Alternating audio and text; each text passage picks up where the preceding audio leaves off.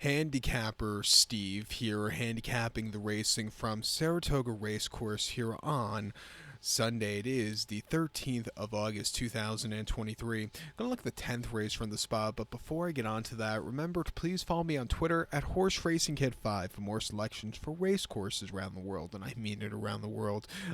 Check out my Deauville preview today. It's the Prix Jacques Le Maurice, which is one of the premier mile races in Europe. So, and I believe they're going to show it on Fox today also, if I'm not mistaken, early in the morning. So go check out that preview because it's a good one. I like some prices there. Again, the weather going into this week at Saratoga has been very dicey at times. They've gotten away with good weather, but the forecast is just horrible. They are getting some wet weather into Sunday's program. So again, I'm going to lay off the full card selections for this week. Next week we'll get back into it, but we're going to look at this 10th race, which I think is a good stakes race on the turf. Hopefully it stays on the turf. If not, you could throw out these selections because I did not handicap this race for dirt. But the 10th race, it is the Mahony Stakes. It's going for a $150,000 purse race for 3-year-olds here. We have a field of 10 horses going 1,100 meters or 5 1/2 furlongs on the Melon Turf course. The portable rails are out at 27 feet. My top selection here, I'm going to go with the 2-horse Gaslight Dancer. I'm going to go 2-6-10-4 in the superfecta. 2-6-10-4 super. Top selection of 2-horse Gaslight Dancer. 3-year-old called by City of Light. Mike Maker trains. Tyler Gaffleone gets the mount. The horse's most recent appearance came the 13th of May at Churchill, 5 1/2 furlongs in the William Walker. And the horse finished third by 1/2 lengths that day. And he just kind of stalked all the way around the race course. He needed that extra turn of foot, which, that turf course, you either like it or you don't like it at Churchill. He wasn't handling it. He ran okay, but he still needs something more. Coming to a leveler playing course, shall I say, a little give in the ground, which I think he handled 2-back quite nicely. I think he could really run a good race and win. 2-back in the Palisades at Keeneland, 5 1/2 on the 16th of April. He won by 1/2 lengths that day, and he stalked all the way around the race course. He was a little bit wide, but he got there going away with a 90 bar. That was a very impressive race, cutting back and trip.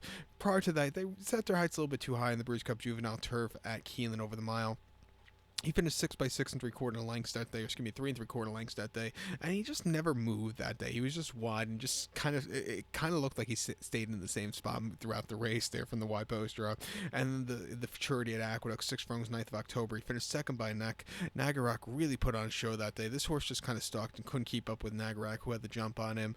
But that futurity, if they keep getting runnings like that they had last year, it wouldn't surprise me if it becomes a grade 1 by the end of this decade again, because that was a very good running, and a lot of the horses have been running decently out of that run. But he broke his main before that Churchill at Kentucky Downs quite nice over the 7 furlongs quite easily from a stupidly wide poster after not the best beginnings. But coming here, have some speed. He could stalk also, which I don't think is that bad. I think he could win. I think the 6-horse Eyewitness for Jose Ortiz, your second likeliest winner, hasn't been seen since Paradise Creek at Belmont, a yielding turf course on Preakness Day, where he won by a head that day. And I don't think he liked the turf course, but he held on. It was an okay race.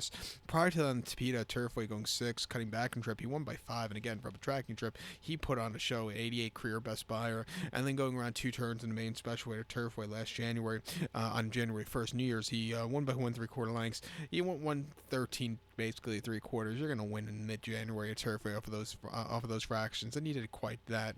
He did just that. Keep in mind, a lot of those horses, 1, 2, 3, and plus a few others, were all next start winners out of that New Year's Day race. But he's training well on the turf, coming here off the bench. He could definitely win also. I have the City of Light exact in this one too. Both these horses are City of Light horses, and it just seems like yesterday he was running. But to recap my selection for the 10th from Saratoga, it is the Mahony. Going to take the 2-horse Gaslight Dancer. Give kudos to the 6-horse Eyewitness. 2-6-10-4 super. 2-6 in your multi-race. So good luck to all, and please follow me on Twitter at HorseRacingKid5. Good luck, everybody.